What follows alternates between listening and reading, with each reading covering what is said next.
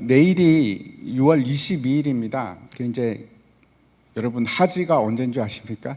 내일 22일입니다. 1년 중에 제일 날씨 긴 날인데, 그래서 요즘에는 이제 아침에 한 5시 10분 정도에 해가 뜨고 완전히 뜨지는 않고 이제 밝고, 그 다음에 이제 해가 질 때가 거의 8시가 돼야 돼서 7시, 제가 보니까 이제 7시 56분이라고 나옵니다. 8시가 될 때까지 날이 맑습니다. 그래서 1년 중에 가장 활동하기에 좋고 왕성하게 일할 수 있는 그런 시즌입니다. 내일 모레는 이제 전교인 체육대회인데, 한번 보여주십시오. 제가 칠보 체육관입니다. 저기서 이제 진행이 됩니다. 되게 멋있게 생겼죠? 제가 알기로는 저거 짓는데 삼성이 아마 돈을 내고 막 하여튼 그랬던 것 같습니다. 아주 재미있고 유익할 것으로 생각을 합니다. 이제 그 다음도 한번 넘겨주십시오. 이제 저 안에가 이제 내부 모습인데,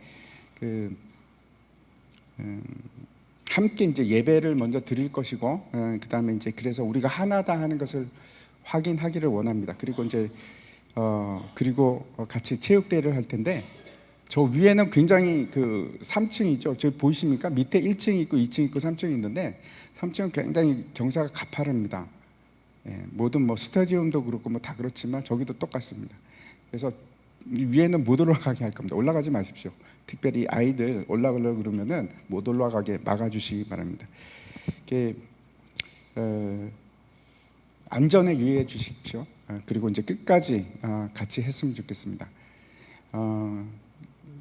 지난주에 우리가 이제 고린도 교회에서 다툼으로 인해서 세상 법정에 소송하는 일에 대해서 함께 생각해 봤습니다. 우리는 하나님의 아들입니다. 세상의 아들이 아니고 하나님의 아들이라서 세상을 심판하는 자리에 나가는 자가 아니고 세상의 심판을 받는 자리로 나아가는 것이 아니고 세상을 심판하는 자들이고, 그리고 세상과 힘과 권력과 능력 그 자리로 나가는 자가 아니고 우리는 하나님의 아들이기 때문에 예수님께서 가셨던 그 십자가의 길로 가는 사람들입니다. 그 내용을 이제 우리가 6장 전반부에서 같이 살펴봤습니다. 오늘 내용도 사실은 이제 그 뒤에 이어서 계속되는 내용인데, 역시 이제 고린도 교회의 음행에 관해서 하는 말씀입니다. 고린도라는 도시가 굉장히 이제 성적인 타락의 음란함에 대해서, 굉장히 성적인 문제에 대해서 굉장히 관대한 그런 입장을 가지고 있던 곳입니다. 원래 그런 곳입니다. 오늘날과 비슷하지 않을까 이렇게 생각을 하는데, 성이라는 것이 원래 이제 육체적으로 가지고 있는 기능이 맞습니다. 그런데 그 성을 내가 내 마음대로 내가 좋아하는 대로 그렇게 사용하는 것이 무슨 문제가 되는가? 내 건데, 내 몸인데, 그것이 개인적인 일이기 때문에 많은 사람들이 그렇게 합니다. 내가 내 마음대로 하는데 무슨 문제가 되겠어? 지금은 이제 어떻게까지 생각을 하는가 하면, 윤리라는 것을 그 잣대로 대서 사람을 측정하는 것마저도 옳지 않다 이렇게 생각을 합니다. 그것마저도 이제 개인에 관한 권리 침해라고 생각을 합니다. 그래서 점점점 더 어떻게 돼가고 있는가 하면, 내가 좋으면 그만이지 하는 생각을 가집니다. 사회가 그걸 뭘 규정을 하려고 하는가 하는 생각입니다. 근데 그것이 오늘 이제 본문의 주제입니다. 그래서 우리는 어떻게 할 건가? 그렇게 할 건가? 물론 우리는 답을 알고 있죠. 그렇게 하면 안 됩니다. 그래서 이제 다시 지난 시간에 보았던 성경 구절인데 우리가 함께 봤으면 좋겠습니다. 9절과 10절 말씀 한번 보여주십시오. 같이 한번 읽겠습니다. 시작. 불의한 자가 하나님의 나라를 위협으로 받지 못할 줄을 알지 못하느냐? 미혹을 받지 말라. 음행하는 자나 우상 숭배하는 자나 간음하는 자나 탐색하는 자나 남색하는 자나 도적이나 탐욕을 부리는 자나 술 취하는 자나 모욕하는 자나 속여 빼앗는 자들은 하나님의 나라를 위협으로 받지 못하리라 이렇게 말씀을 하고 있습니다. 음행하는 자, 우상 숭배하는 자, 간음하는 자, 탐색, 남색하는 자, 그런 자들 뿐만 아니고, 놀랍죠. 여기 보면 도둑질하는 사람, 탐욕 부리는 사람 뿐만 아니고 술 취하는 사람도 하나님 나라 유업을 받지 못한다 이렇게 얘기를 합니다. 참 무서운 말씀입니다. 제가 이제 미국에서 공부를 하고 있을 때인데 이제 한국에서 한 후배가 왔습니다. 근데 이 친구가 영화 연출을 공부하기 위해서 이제 온 친구였는데 오늘 아주 재밌는 일이 있었습니다. 하여튼 뭐 대학에서 이제 교수로 지금은 이제 학생들을 가르치고 있습니다. 제가 이제 설교 준비를 하다가 갑자기 이 설교 본문을 보면서 그 친구가 떠올랐습니다. 그래서 이 친구가 어떻게 잘 살고 있을까? 틀림없이 이제 교수가 됐을 것 같아서 요즘에는 그 인터넷에서 치면 뭐든지 다 나오지 않습니까? 그래서 이 누구 교수 이렇게 쳐봤더니 아니나 다를까 떴습니다. 그래서 메일이 있길래 제가 한번 메일을 보내봤습니다. 보내봤더니 얼마 전에 한 20년이 넘었는데 전화가 와서 막 얘기를 했습니다. 하여튼 그 아주 이제 감각이 있고 영화를 옛날에 만들었던 친구입니다. 근데 머리도 굉장히 비상하고 그런 사람인데 아주 재미있는 친구입니다. 그래서 거기 있을 때 제가 이제 아주 친하게 지냈었는데 그 영화 만드는 그 사람이 이제 영화과에서 공부를 했으니까 거기서 이제 그 영화 하는 사람들에 대해서 얘기를 많이 해줬습니다. 저한테 뭐 얘기를 많이 들었었는데 일단 예술을 하는 사람들은 이제 되게 감각적입니다. 그래서 아름다운 것을 추구하고 그래서 그 눈으로 느끼는 거, 생각으로 느끼는 아름다움에 굉장히 많이 치중을 합니다. 그래서 그런 것들을 느끼기 위해서 그런다고 하는데 하여튼 이제 뭐 파티를 하거나 하면 그 오해하지 말고 들으시기 바랍니다. 하여튼 저도 뭐 들은 건데 이게 문제가 되지는 않을지 모르겠는데 하여튼 그러면은 거의 뭐 다 이제 약을 합니다. 대마초 같은 것을 하거나 심한 걸 더 하는 사람들도 있고 그래서 이제 그런 걸 하면 뭐 몽롱한 상태에서 이제 막 모든 것이 다 아름답게 보이고 막 모든 것이 막 너무나 재미있고 막 그렇다고 합니다. 심지어는 이제 그 과에서 모임을 할 때 교수들도 그런 걸 한다고 합니다. 제가 이제 그래서 그런 얘기를 듣고 굉장히 놀랐었는데 뭐 교수들도 같이 한다고? 제가 놀라고 그랬었는데 요즘에 이제 마약 얘기, 성적인 타락 얘기 이런 것들이 여러분도 많이 들으셨죠? 뉴스를 통해서 얼마나 자주 나오는지 모르겠습니다. 그런데 이런 일들이 그냥 스쳐가는 것이 아니고 영적인 타락과 굉장히 관계가 깊습니다. 성경은 분명하게 이런 사람들은 뭐라고 얘기하는가 하면 하나님의 나라를 유업으로 받을 수 없다라고 딱 잘라서 말합니다. 사도 바울이 이제 당시 그 시대가 로마 제국이 지배하고 있는 그런 시대가 아닙니까? 그래서 정치적으로는 로마가 지배하고 있었지만 문화적으로 지배하는 그 주체는 누군가 하면 헬라입니다. 헬레이즘 사상이 그 로마는 세상을 지배했지만 로마를 지배하고 있는 것은 이 그리스의 사상과 철학입니다. 여기도 다르지 않습니다. 고린도 이번에 뭐 갔다 오셨죠? 거기는 그리스입니다. 그래서 거기가 철학과 사상의 중심지입니다. 그 중에 하나가 고린도입니다. 그런데 이 그리스 사상이 말하는 것은 성경에서 말하는 것하고는 굉장히 많이 틀립니다. 그 대표적인 것이 성경에서 말하는 것은 육과 혼이 영이 하나를 이루는 이론적인 사상을 가지고 있는데 헬라 사상은 그렇지 않습니다. 이원론적입니다. 그러니까 분리가 되어 있습니다. 영과 혼이 분리가 되어 있습니다. 영과 육이 분리가 되어 있다고 이렇게 생각을 합니다. 다른 개체라고 생각을 하기 때문에 이 이원론이 사회적인 전반적인 세계관을 가지고 그 지배를 하고 있는 겁니다. 모든 사람들이 그런 생각을 하는 겁니다. 그래서 고린도도 다르지가 않습니다. 그래서 무슨 말씀인가 하면 이 세상이라고 하는 것은 지상의 모든 영역이라고 하는데 이 모든 보이는 것은 그 사람들이 어떻게 생각하냐면 이 모든 보이는 것은 세상의 모든 영역은 악의 지배하에 있다 이렇게 생각을 합니다. 그래서 악의 세력에서 벗어나기 위해서는 어떻게 해야 되는가 하면 의식이나, 그러니까 어떤 종교적인 의식을 얘기하는 겁니다.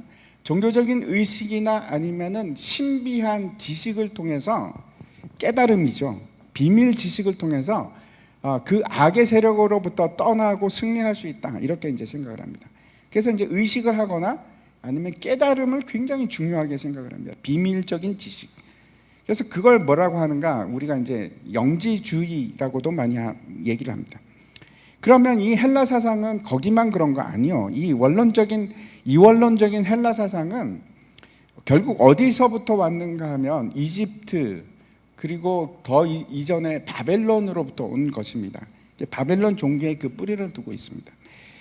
그래서 이 이원론적인 그 세계관을 가지고 있으면서 거기서 나타나는 현상이 두 가지가 있는데, 하나는 뭔가 하면 금욕주의입니다. 금욕주의. 한번 넘겨주십시오. 보면은 영혼은 선하고 좋은 것인데 육은 더럽고 추하고 악해서 육을 갖다가 그 제한하는 겁니다. 육체에게 많은 제약을 주는 방법이 하나 있는데, 이게 이제 절제를 하고 육체로 괴롭히고 하는 것이 이제 금욕주의입니다. 대표적인 것이 저기 나와 있는 것처럼 수도사들이 고행을 하고 스스로 막 금욕적인 생활을 하고 하는 게 바로 이 사상에서부터 출발을 합니다. 혹시 여러분이 이제 다빈치 코드 같은 그 소설을 봤는지, 그 영화나 소설을 봤는지 모르겠는데, 저는 소설을 봤습니다. 영화는 보지를 못했었는데, 거기 보면 그 카톨릭 그 수도회의 그 형제단에 포함된 사람이 있는데, 그 사람이 막 자기를 막 괴롭히죠. 막 채찍으로 치고 막 피가 날 때까지 그런 장면이 나오는데, 그렇게 자신의 몸을 학대합니다. 왜 그런가 하면 자기의 육은 더럽고 죽여야 할 존재이기 때문에 그렇습니다. 또 반대로 이제 어떤 현상을 가지고 나타나는가 하면, 또 하나는 극단적으로 쾌락주의로 나타납니다. 어차피 죄를 지어도 혼은 살아나면 되니까, 영은 뭐 살아 있으면은 내 육체는 뭐 버리면 되니까, 그래서 육체가 죄를 짓는 거에 대해서 관대합니다. 중요한 건 내 영혼이니까. 그래서 육체를 마음대로 쾌락에 내주는 겁니다. 원하는 대로. 그래서 두 극단이 이렇게 똑같은 뿔에서 나옵니다. 하나는 금욕주의가 나오고 하나는 쾌락주의가 나옵니다. 그래서 육체는 중요하지 않고 깨달음이 중요한데, 그걸 그노시스라고 합니다. 근데 저 당시에만 저런 것들이 있었나? 아니요, 지금도 있습니다. 지금도 이전에도 있었고 계속해서 있어 왔고 지금도 존재합니다. 뭐 그런 이유 중에 하나가 구원파입니다. 구원파는 이제 뭐 여러분도 조금 아시겠지만, 그 비밀의 지식을 깨닫는 것으로부터 모든 구원이 온다고 생각합니다. 아주 위험한 생각입니다. 그래서 그것을 깨닫고 나면은 육이 범하는 죄나 어려움이나 이런 거에 대해서 별로 관계하지 않습니다. 뭐 회개 같은 것도 별로 할 필요가 없어지는 겁니다. 그런 것이 중요한 것이 아니고 그 비밀한 지식을 깨닫는 것이 중요한 거니까, 이렇게 생각을 합니다. 성경은 뭐라고 얘기할까요? 성경은 전혀 그렇지 않습니다. 성경은 일단 영과 육이 분리되는 것으로 얘기하지를 않습니다. 영이 구원을 받으면 여러분 어떻게 되는가 하면, 내 영이 구원을 받으면 내 육체는 그러면 가만히 있을까요? 아닙니다. 내 육체도 변하기 시작합니다. 그렇죠? 거룩해지기 시작하는 겁니다. 우리 육체가 무절제한 삶을 살려고 하더라도 내 영혼이 변하기 시작하면 내 육도 따라 변하기 시작합니다. 무절제한 삶을 살면서도 내 영혼 깨끗합니다 라고 얘기할 수가 없는 겁니다. 그럴 수가 없습니다. 우리가 이제 이런 생각을 할 수 있습니다. 죄를 짓는 것을 즐기면서 괜찮아, 누구나 다 죄를 짓는데 뭐 나중에 회개하면 되지 라고 혹시 생각을 하십니까? 왜 이것이 잘못된 생각인지 오늘 이제 본문 말씀을 통해서 우리가 생각해 봤으면 좋겠습니다. 오늘 말씀 12절 한번 보시기 바랍니다. 12절을 보면 같이 한번 읽겠습니다. 시작. 모든 것이 내게 가하나 다 유익한 것이 아니요 모든 것이 내게 가하나 내가 무엇에든지 얽매이지 아니하리라. 이 12절 말씀을 읽다 보면 머리가 막 혼란스럽기도 한데 아주 쉽지 않죠. 읽다 보면 뭐가 뭔지 모를 듯한 그런 구절입니다. 왜 그런가 하면 사도 바울이 자신의 생각만을 가지고 계속 적은 것이 아니고 저기에 뭐가 포함되어 있는가 하면 그 헬라 사상을 글로 지금 적고 있기 때문에 그렇습니다. 군데군데 그것이 들어있기 때문에 이런 겁니다. 이를테면은 여기 보시면 모든 것이 내게 가하나 다 유익한 것이 아니요. 이거는 사도 바울이 그래 나는 뭐든지 다 해도 돼. 나는 자유함을 입었으니까 이거 해도 되고 저거 해도 되고 결국 하나님께서 나를 구원해 주실 거야 라고 생각하는 겁니까? 아니요, 그런 것이 아닙니다. 그런 것이 아니고 내가 자유함을 입기 때문에 이걸 해도 되고 저걸 해도 되고 그런 것이 아니고 이 모든 것이 내게 가하다, 나는 뭐든지 할 수 있다 하는 것은 당시 고린도 사람들의 생각입니다. 그러니까 그 당시의 사람들에게 널리 얘기되고 있는 경고 비슷한 겁니다. 나는 뭐든지 다 할 수 있어. 그런 것이. 다시 말씀드리면 이 말씀은 기독교인의 자유함에 근거한 내용이 아니고 오히려 이제 반대적인 개념입니다. 잘못된 것을 얘기하는 겁니다. 내게 모든 것이 다 가합니까? 예, 그렇지 않죠. 우리가 자유함을 얻는 것은 또 다른 얽매임에 들어가기 위한 것이 아니라 다시 한번 넘겨주십시오. 그때 보면은 자유함은 얽매이기 위한 것이 아닙니다 라고 지금 사도 바울이 얘기하는 겁니다.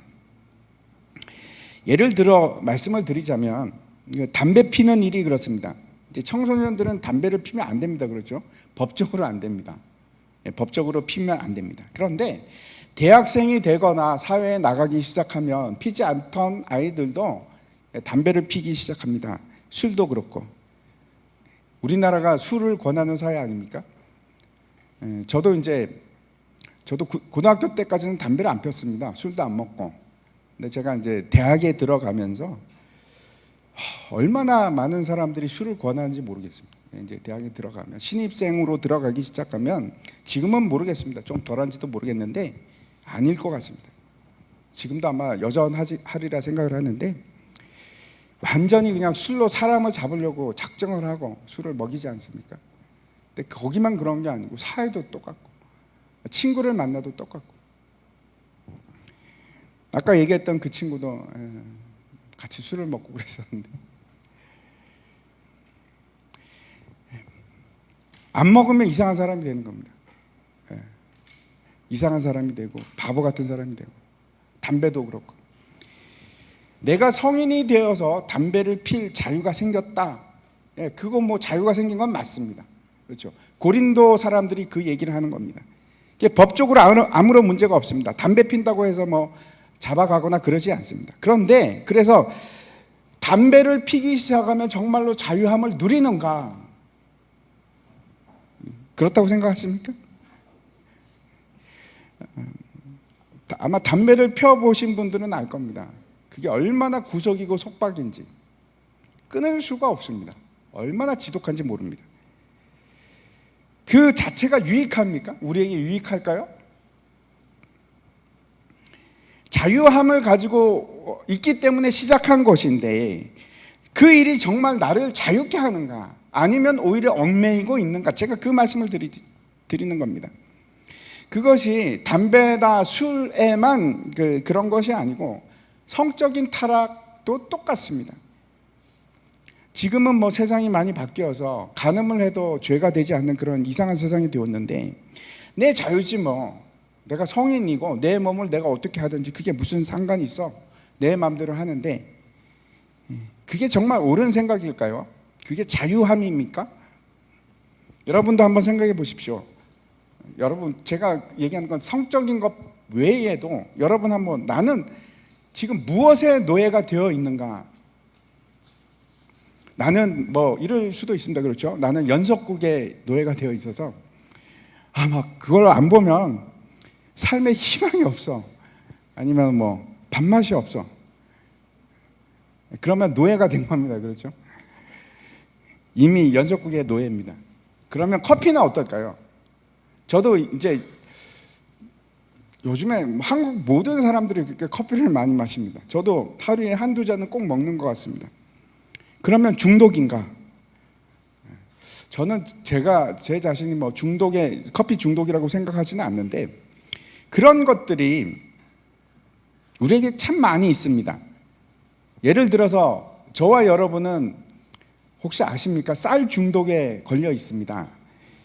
무슨 말씀인가 하면 이게 도대체 내가 무슨 쌀 중독에 걸려 있어 이렇게 생각하실지도 모르겠는데, 제가 옛날에 한 달 이상 쌀을 안 먹어본 적이 있습니다. 그럼 막 미칠 것 같습니다. 여러분 한번 한 달만 쌀밥 먹어보지 않으면은, 혹시 그런 분 계십니까? 한 달 동안 나는 쌀 안 먹고 전혀 이상도 없었어요, 이런 분 계시면은 저한테 좀 알려주십시오. 저는 미칠 것 같았습니다. 쌀을 한 달을 안 먹으니까 뭐 삶에 의욕이 없습니다. 그래서 제가 어떻게 했는가 하면, 그 빵 먹고 고기 먹는 걸로 절대 해결이 안 됩니다. 많은 사람들이 우리는 김치에 중독이 되어 있을 거라고 생각하는데, 김치는 중독이 안 됩니다. 안 먹어도 상관없습니다. 한 며칠 안 먹으면 그냥 없어도 괜찮구나 그러고 넘어갈 수 있는데, 쌀은 다릅니다. 그래서 제가 이제 너무 쌀이 먹고 싶어갖고 막 찾았습니다. 외국에 있을 때인데, 미국에 있을 때인데, 그래갖고 찾은 것이 중국집이었습니다. 그래갖고 중국집에 가서 볶음밥을 시켰는데, 막 그걸 먹으니까 막 눈이 막 밝아지고 막 삶의 의욕이 생기고, 야, 이게 내가 쌀 중독이었구나. 그때 제가 알았습니다. 제가 말씀드리고 싶은 것은, 그래서 도대체 기준이 뭔가? 그러면 우리는 쌀을 먹어야만 하기 때문에 쌀의 노예가 된 것인가? 여러분 그렇게 생각하십니까? 제가 그런 말씀을 드리려고 하는 것은 아니고, 영적인 문제를 말씀드리는 겁니다. 담배를 피거나 술을 먹거나 아니면 뭐 계속해서 연속곡을 보는 것, 그게 내 영혼에 이로운가 아니면 내 영혼에 해악을 끼치고 있는가 하는 것을 제가 말씀드리는 겁니다. 그걸 한번 판단해 보십시오. 내가 그것 때문에 내 영혼이 지치고 힘들어하는가? 음행하는 것도 그렇습니다. 여러분 답을 아시죠? 음행을 하는데 내 영혼이 기뻐하는 일이 있을 수가 있겠습니까? 그럴 리는 없습니다. 아무도 없습니다. 반드시 그거는 내 영혼을 좀먹고 내 영혼을 힘들게 할 겁니다. 그걸 우리가 누구나 다 알고 있습니다. 계속해서 한번 13절 말씀 한번 보시기 바랍니다. 13절에 보면은 이렇게 되어 있습니다. 음식은 배를 위하여 있고 배는 음식을 위하여 있으나 하나님은 이것저것을 다 패하시리라. 몸은 음란을 위하여 있지 않고 오직 주를 위하여 있으며 주는 몸을 위하여 계시느니라. 이 말씀도 너무나 이해하기 힘든 말입니다. 앞과 마찬가지입니다. 지금 뭐라고 하는가 하면, 음식은 배를 위하여 있고 배는 음식을 위하여 있다. 이 말도 사실은 고린도 사람들이라면 누구나 다 아는 그런 말입니다. 우리가 흔히 하는 말 있지 않습니까? 밥 먹고 갑시다. 다 먹고 살자고 하는 일인데, 그하고 비슷한 말입니다. 그런 경구 같은 것인데, 근데 어감은 비슷하지만 이거는 지금 뭘 얘기하고 있는가 하면, 음식은 배를 위해 있다 하는 말은 어떤 뜻인가 하면, 성적인 욕구를 지금 식욕에 비교해서 그렇게 얘기하고 있는 겁니다. 사도 바울이. 성이라는 것은 하나님께서 조심스럽고 또 소중하게 여기도록 그렇게 하나님께서 만드신, 우리에게 주신 것입니다. 하나님께서 만드셨고 그거 역시 분명한 목적을 가지고 있습니다. 그리고 그 목적이 무엇인지 성경을 통해서 우리에게 얘기하십니다. 다시 한번 13절을 보십시오. 몸은 왜 있습니까? 음란을 위해서 존재합니까? 성이라는 것이 왜 있는가? 음란을 위해서 존재하는 건가? 아니라고 얘기를 합니다. 뭐라고 합니까? 오직 주를 위하여 있고 또 주 역시 몸을 위해서 계신다. 우리의 몸을 위해서 계신다. 그렇게 말씀하고 있습니다. 저와 여러분의 생각이 중요한 것이 아니고, 중요한 것은 하나님께서 왜 우리의 몸을 창조하시고 우리의 몸을 통해서 무엇을 이루시기를 원하는가, 그게 중요한 것입니다. 몸도 마찬가지입니다. 우리가 결론을 잘 알고 있죠. 왜 있을까요? 20절 뒤에 보면 나오는데 그런즉 너희 몸으로 하나님께 영광을 돌리라. 우리의 몸은 우리의 음란함을 위해서 존재하는 것이 아니고 하나님의 영광을 위해서 존재하는 것입니다. 다시 말씀드리겠습니다. 음식은 배를 위해서 있다고 하는데 세상 사람들은 그렇게 말하는데 정말 그런가? 아니요, 그렇지 않습니다. 우리가 식탐을 가지고 배를 막 채우는 것도 우리가 음란한 마음을 가지고 성적으로 대하고 욕구를 채우는 거하고 똑같이 다 죄가 된다, 이렇게 지금 얘기하고 있는 겁니다. 몸은 그게 뭐 배가 됐던 뭐가 됐던 음란이나 식탐을 위해서 나의 쾌락을 위해서 존재하는 것이 아니다 라고 지금 말씀하고 있습니다. 그렇게 하는 것은 잘못된 사용입니다. 우리 몸의 욕구를 채우기 위해서 음식이나 성을 대하는 일은 여러분 지극히 잘못된 것입니다. 그래서 정당한 결혼 생활 위에의 모든 성적인 행동은 다 죄입니다. 그게 제가 말씀드리는 것이 아니고 성경이 그렇게 얘기합니다.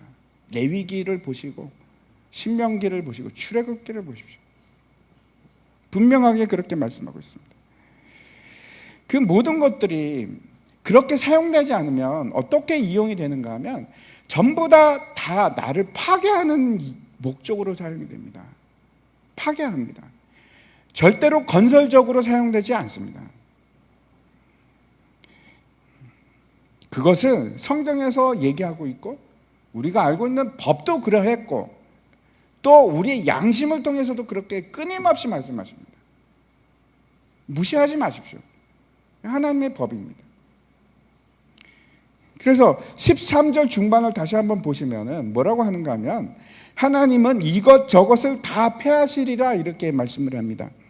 문맥상으로 한번 보십시오. 이것은 뭘까요? 이것은 저기서 이것은 음식을 얘기하는 것이고 저것은 몸입니다. 그렇죠. 몸인데 군문상으로 보면 그렇습니다. 그런데 음식이라는 것은 어떤 것인가 하면 우리를 즐겁게 할 수 있는 자극이 되는 우리의 욕구를 채워주는 것, 그걸 얘기하는 것이고 이 비유에서 마찬가지로 그렇죠. 우리의 탐욕을 얘기하는 겁니다. 그리고 이 몸은 뭘 얘기합니까? 몸은 성도의 몸을 의미합니다. 그런데 성도의 몸은 제가 앞에서도 말씀드렸지만 육과 혼이 따로 떨어져 있는 것이 아니고 영혼이 따로 떨어져 있는 이원론적 사상이 아니고 성경이 얘기하는 몸은 그 자체가 우리입니다. 우리 다르지 않습니다. 우리가 물론 죽으면은 우리 몸은 썩어서 다 흙으로 돌아갑니다. 그렇죠. 그런데 에스겔서 37장에 보면 뭐라고 얘기합니까? 그 골짜기에 마른 뼈들이 무수히 있는데 하나님의 성령이 임하기 시작하자 거기에 살이 붙고 근육이 생기고 그래서 사람으로 다시 돌아옵니다. 우리도 마찬가지입니다. 우리가 다 사라지고 내 몸은 그냥 없어지는 것이 아니고 결국은 부활체가 돼서 다시 살아납니다. 예수님께서 그렇게 하셨습니다. 예수님께서 새로운 부활체가 됐을 때 그 옛몸은 완전히 사라지고 없었습니까? 아니요. 그 손에 못자국이 있었습니다. 그 몸입니다. 영광된 몸입니다. 그래서 14절에 다시 한번 보십시오. 14절 함께 같이 읽겠습니다. 시작. 하나님이 주를 다시 살리셨고 또한 그의 권능으로 우리를 다시 살리시리라. 하나님께서 예수 그리스도의 육체를 부활케 하셨습니다.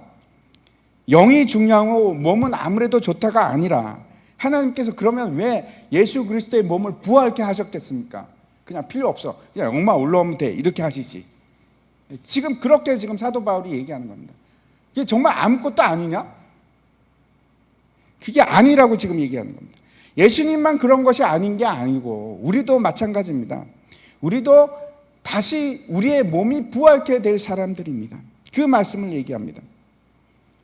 그래서 제가 이제 다시 정리해서 말씀을 드리면 우리 몸을 함부로 그렇게 정욕과 음란함에 내줄 것인가? 나의 탐욕을 위해서 내줄 것인가? 그렇게 마음대로 써도 되는가? 만약에 그렇게 한다면 하나님께서 뭐라고 하실까? 지금 여기 13절에 나오는데 그 음란과 함께 육체도 폐하실 것이다 라고 얘기합니다. 버리실 거라는 말씀입니다. 다시 말씀드려서 지속적으로 그렇게 음란함과 죄 속에서 살아간다면 너의 육체도 패할 것이다. 너는 하나님 나라를 유업으로 받을 수가 없다. 이렇게 지금 얘기하시는 겁니다. 우리가 싸우는 싸움은 그렇죠. 혈과 육이 아니고 공중 권세 잡은 자들과의 싸움입니다. 그래서 마귀는 끊임없이 우리를 쓰러뜨리려고 합니다. 시시때때로 수시로 넘어뜨리기 위해서 수단과 방법을 쓰지 않습니다. 그래서 어떻게 하려고 합니까? 우리의 육체를 차지하려고. 마가복음 5장에 보면은 거라사 귀신 들린 자가 나오는데 그 귀신이 군대 귀신이었지 않습니까? 그래서 이제 그 군대 귀신이 이제 예수님께서 나가라 그랬더니 뭐라고 합니까? 그 군대 귀신이 우리를 그냥 보내지 마시고 저 돼지 떼한테 보내주십시오. 이렇게 얘기하는 장면이 있습니다. 근데 마태복음 12장에도 보면은 이런 말씀이 있습니다. 제가 한번 읽어보겠습니다. 더러운 귀신이 사람에게서 나갔을 때에 물 없는 곳으로 다니며 쉬기를 구하되 쉴 곳을 얻지 못하고 이에 이르되 내가 나온 내 집으로 돌아가리라 하고 와 보니 그 집이 비고 청소되고 수리되었거늘 이에 가서 저보다 더 악한 귀신 7을 데리고 들어가서 거하니 그 사람의 나중 형편이 전보다 더욱 심하게 되었느니라. 이 악한 세대가 또한 이렇게 되리라. 이렇게 말씀하고 있습니다. 놀라운 것은 계속해서 귀신이 자기가 거할 곳을 찾고 있습니다. 어디 빈자리 없나? 어디 빈자가 없나? 머물 곳을 찾는데 그렇죠. 거기가 사람이 아니면 심지어는 돼지라도 들어갈 귀신들이 그렇습니다. 돼지라도 들어가야 됩니다. 매개체를 찾는 겁니다. 쉴 곳을 찾는데 근데 못 찾았습니다. 이 귀신이 나왔는데 그래가지고 야 이거 어떡하나 피곤하고 힘들어 죽겠다. 귀신이 그러는 겁니다. 지금 그러다가 다시 한번 찾아가 보자. 그리고 그 집에 갔더니 그 집이 깨끗하게 그 사람이 깨끗하게 청소를 하고 비운 상태입니다. 잘 됐다. 내가 들어가야지. 그리고 혼자만 들어가는 것이 아니고 이제 넓어졌으니까 더 더러운 귀신, 악한 귀신 7하고 같이 들어가는 그런 얘기입니다. 우리가 분명히 이 사실을 통해서 이 내용을 통해서 알아야 될 것은 여전히 애타게 귀신들은 우리의 속에 들어오려고 그렇게 애를 쓰고 있습니다. 지금도 마찬가지입니다. 그렇다고 해서 우리 마음대로 들어올 수 있습니까? 아니 그렇지는 않습니다. 언제 들어옵니까? 그곳이 비어 있을 때 들어옵니다. 비어 있을 때. 그래서 빈집이 없다는 것은 아닙니다. 빈집이 있으면 옳거니 하고 들어가는 겁니다. 그래서 귀신의 처소가 되지 않으려면 내 속에 무엇으로 가득 차야 되는가 하면 성령으로 가득 차 있어야만 되는 겁니다. 성령이 거하시든지 아니면 귀신이 거하시든지 귀신이 거하든지 이거 아주 중요한 사실입니다. 내 안에 그리스도가 계시면 그 그리스도와 연합한 자가 되고 그리스도의 영, 성령이 내 안에 거하시게 되는 겁니다. 그러면 우리는 하나님의 성령이 거하는 성전이 되는 겁니다. 만약 그렇지 않으면은 음행함으로 창녀와 한 몸이 된다 이렇게 지금 얘기하고 있습니다. 오늘 본문에서 그 얘기를 하고 있습니다. 한번 보십시오. 15절과 16절입니다. 너희 몸이 그리스도의 지체인 줄을 알지 못하느냐? 내가 그리스도의 지체를 가지고 창녀의 지체를 만들겠느냐? 결코 그럴 수 없느니라. 창녀와 합한 자는 그와 한 몸인 줄을 알지 못하느냐? 일러스되 둘이 한 육체가 된다 하셨으니. 아주 무서운 지금 말씀을 하는 겁니다. 너희가 창녀와 합하게 되면 창녀와 한 몸이 된다. 한 육체가 된다. 이렇게 얘기를 합니다. 이 15절부터 이제 세 가지 우리가 음란할 수 없는 이유에 대해서 지금 말씀하고 있는 겁니다. 이게 첫 번째 이유에 대해서 한 장 넘겨주십시오. 그 첫 번째 이유에 대해서 이렇게 말씀합니다. 너희는 그리스도의 지체이기 때문에 그렇다. 만약에 우리가 그리스도의 몸인데도 불구하고 우리가 창녀와 한 몸이 되면 그러면 어떻게 됩니까? 창녀의 몸과 하나인 동시에 그리스도의 몸과 하나? 그렇게 될 수 있습니까? 아니요, 그렇게 될 수가 없습니다. 그렇게 되려고 하면 어떻게 해야 됩니까? 그리스도로부터 떨어져 나가는 수밖에 없습니다. 마치 이제 나무 가지가 나무에서 떨어져 나가듯이 귀신의 집이 되든지 성령의 처소가 되든지 둘 중에 하나입니다. 육은 하찮은 거리라서 그냥 버려도 되는 것이 아니고 우리 몸을 통해서 그리스도의 몸이 되는 것이고 교회가 되는 겁니다. 하나님의 나라가 무엇을 통해서 이루어지기 시작하냐면 우리 몸을 통해서 이루어지는 겁니다. 그런데 그런 하나님의 쓰임을 받는 몸이 되는 것이 아니고 창녀와 한 몸이 된다고 생각해 보십시오. 그게 가당한 것인가? 그래서 그리스도의 몸으로부터 잘려나가는 것이 그게 옳은가? 심각한 문제입니다. 사도 바울이 그렇게 얘기하는 겁니다. 다시 한번 생각해 보십시오. 이제 우리 몸은 우리의 것이 아니고 예수 그리스도의 몸이 된 겁니다. 로마서 12장 1절에 우리가 잘 아는 구절이죠. 제가 읽겠습니다. 그러므로 형제들아 내가 하나님의 자비하심으로 모든 자비하심으로 너희를 권하노니 너희 몸을 하나님이 기뻐하시는 거룩한 산 제물로 드리라. 이는 너희가 드릴 영적 예배니라. 이렇게 지금 사도 바울이 우리에게 말씀하시는 이유는 왜 그런가 하면 왜 우리를 산 거룩한 제물로 드려야 하는가? 예수님께서 우리에게 그렇게 하셨기 때문에, 예수님께서 우리에게 희생 제물이 되셨기 때문에 너희도 그러하는 것이 맞지 않겠냐 이렇게 지금 권하고 있는 겁니다. 내가 너희에게 권하노니 이렇게 하는 것이 맞지 않겠느냐. 이제는 어쩔 수 없이 내가 그렇게 되는 것이 아니고 그렇게 살아가는 것이 아니고 내가 예수님을 사랑하기 때문에 그래서 저도 예수님의 몸이 되겠습니다. 창녀의 몸이 아니고 예수님의 몸이 되겠습니다.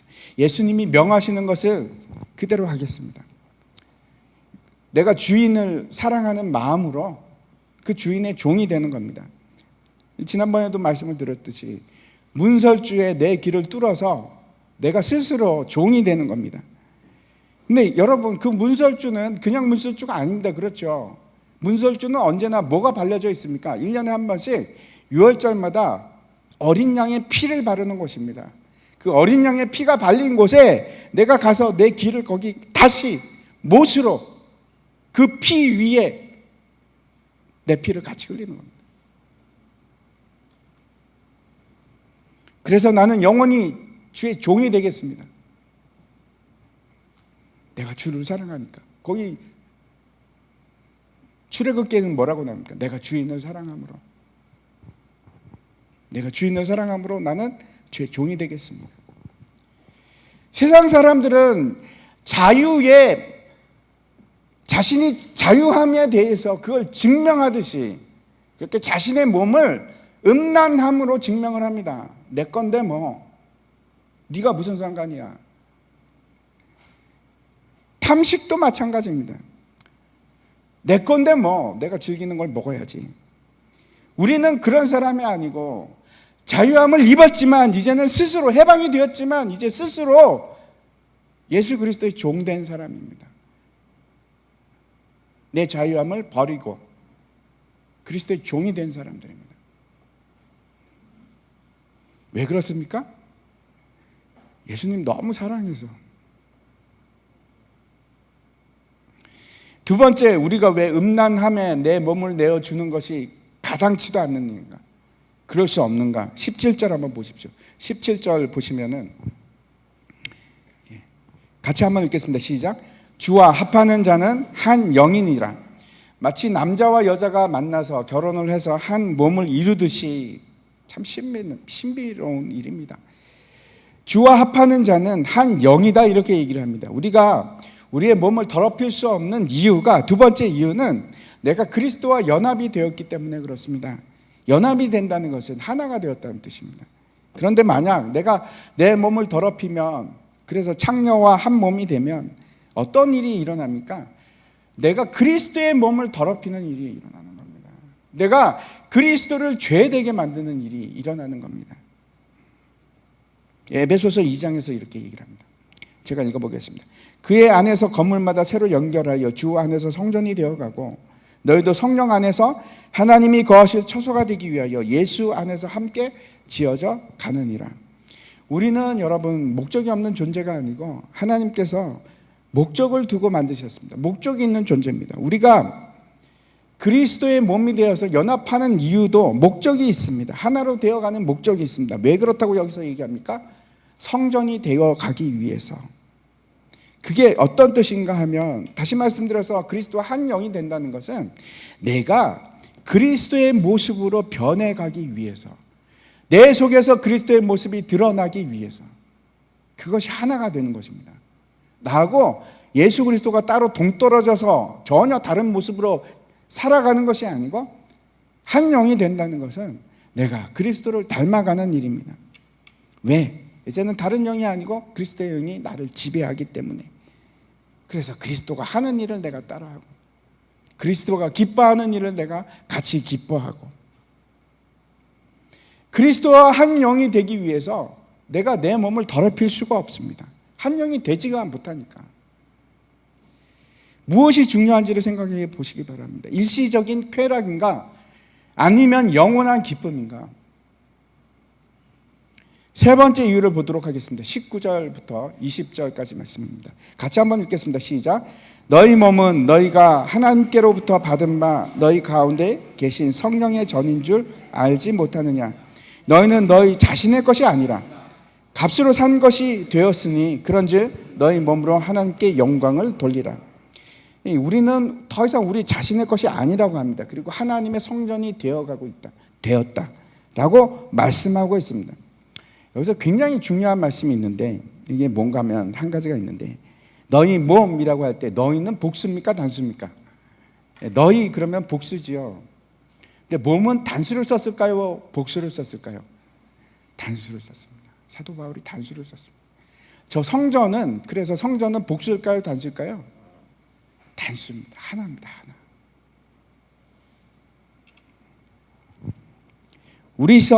우리는 여럿이지만, 이 자리에 우리가 여럿이지만 우리가 이루는 몸은 하나입니다. 우리가 이루는 성전도 하나입니다. 하나. 그 영도 하나고 성전도 하나고 몸도 하나고. 죄를 범할 때, 우리가 어처구니 없는 일을 할 때도 우리 안에 누가 계십니까? 성령께서 계십니다. 우리 안에 거하십니다. 성령 하나님 계시고, 그래서 탄식하십니다. 우리 것이 아니라 주님의 것이라고 지금 분명하게 말씀을 하고 있는데, 여기서 뭐라고 얘기하는가 하면 값으로 산 것이 되었기 때문이다, 이렇게 얘기합니다. 여러분, 이 값으로 산 것이 되었다 할 때 이 값이라는 말은 그냥 우리가 얘기하는 프라이스, 가격 이런 것이 아니고요. 굉장히 독특한 말입니다. 무슨 뜻인가 하면 아주 귀한 것, 마치 골동품처럼 귀한 것, 그런 의미입니다. 이 값으로 환산되지 않는 것을 얘기합니다. 저 값이라는 거는. 근데 잘 보시기 바랍니다. 너희 자신의 것이 아니라 값으로 산 것이라, 이렇게 얘기를 합니다. 엄청난 비싼 값을 주고 누구를 산 겁니까? 여러분을 사신 겁니다. 값으로 환산할 수 없는 것으로 샀기 때문이다, 이렇게 얘기를 하는 겁니다. 저와 여러분을 위해서. 제가 이제 말씀을 마치려고 하는데, 제가 아주 좋아하는 성경 구절이 있습니다. 성경 구절이 있는데, 그 중에 하나가 그 마태복음에 있는 밭에 감추인 보화 비유와, 그리고 그 뒤에 이어져 나오는 값진 진주 이야기입니다. 제가 한번 읽어보도록 하겠습니다. 그 13장, 마태복음 13장 45절과 46절에 나오는데, 또 천국은 마치 좋은 진주를 구하는 장사와 같으니 극히 값진 진주 하나를 발견하매 가서 자기의 소유를 다 팔아 그 진주를 사느니라. 천국은 마치 좋은 진주를 구하는 장사와 같다고 하는데, 천국은 사람이 될 수는 없습니다. 그렇죠? 저 장사가 사람은 아닙니다. 누굽니까?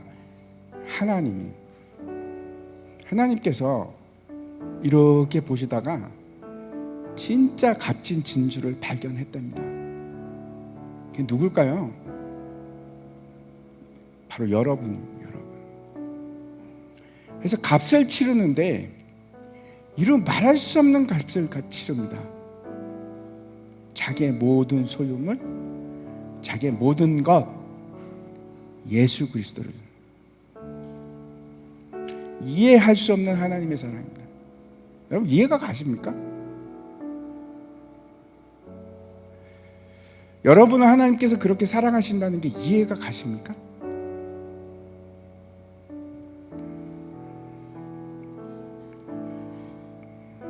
그래서 20절에서 오늘 본문 20절에서 한 장 넘겨주십시오. 그런즉 너희 몸으로 하나님께 영광을 돌리라. 그것이 지극히 타당하다. 이렇게 말씀합니다. 제가 여러분과 특별히 오늘 청년부 같이 찬양했는데 청년들에게 말씀드립니다. 그런 세상이 진짜 악하고 우리에게 요구하는 것들이 있습니다. 마귀가 그걸 요구를 하는데 제가 그런 일들을 저도 다 겪었기 때문에 지금도 겪고 계신 여러분에게 말씀드립니다. 저도 지금도 겪고 있죠. 그렇지 않아도 살 수 있습니다. 세상에 아무리 술을 권하고 담배를 권하고 음란함을 권해도 여러분은 하나님의 성전입니다.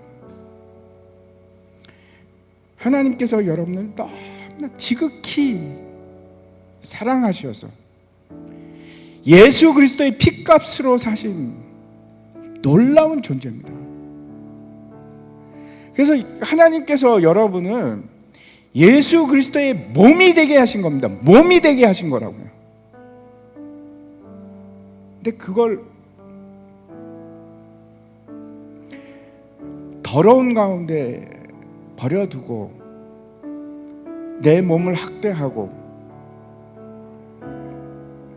내 몸을 음란한 가운데 두고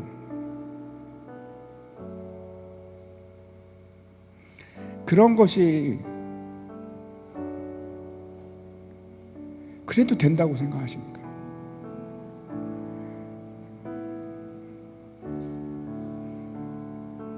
하나님께서는 저와 여러분을 왜 그렇게 비싼 값을 주고 사셨는가 하면 사랑하시고 저와 여러분을 통해서 영광을 받으시기 위해서요. 근데 음란함으로 창녀의 몸이 되게 하시겠습니까? 아니면은 거룩한 하나님의 성전이 되게 하시겠습니까? 문제는 그겁니다. 그 일이 우리 마음대로 안 되죠. 안 됩니다. 저도 못합니다. 하나님께서 철저하게 그 일이 여러분의 힘으로 안 된다는 것을 증명하실 겁니다.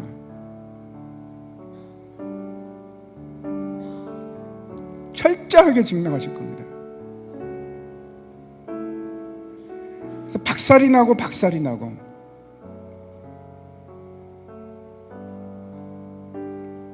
그래서 하나님께서 여러분에게 구하시는 것이 있습니다. 은혜 아니면 내가 살 수가 없습니다. 성령의 은혜가 아니면, 성령의 힘 아니면 나는 못합니다. 그 고백을 여러분에게 받으시기를 원합니다. 내가 정말로 하나님을 사랑해서 그거 포기할게요. 내가 하나님을 사랑하기 때문에 다른 거는 내가 감수할 수 있습니다. 그렇게 만드실 겁니다.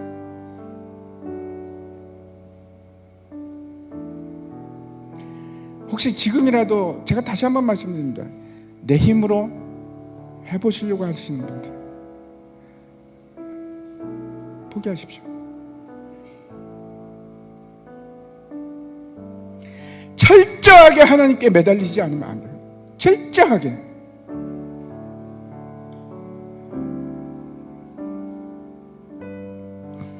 이 싸움을 하는 겁니다. 물러나지 마십시오. 언제까지 하는 겁니까? 죽을 때까지 하는 겁니다. 왜? 내가 너무나 하나님 사랑하니까, 내가 너무나 예수 그리스도 사랑하니까 포기할 수 없어서. 마치 하나님께서 나를 사랑하기 때문에 포기할 수 없는 것처럼 나도 예수님을 사랑하기 때문에 포기할 수 없어서 그 싸움 싸우는 겁니다.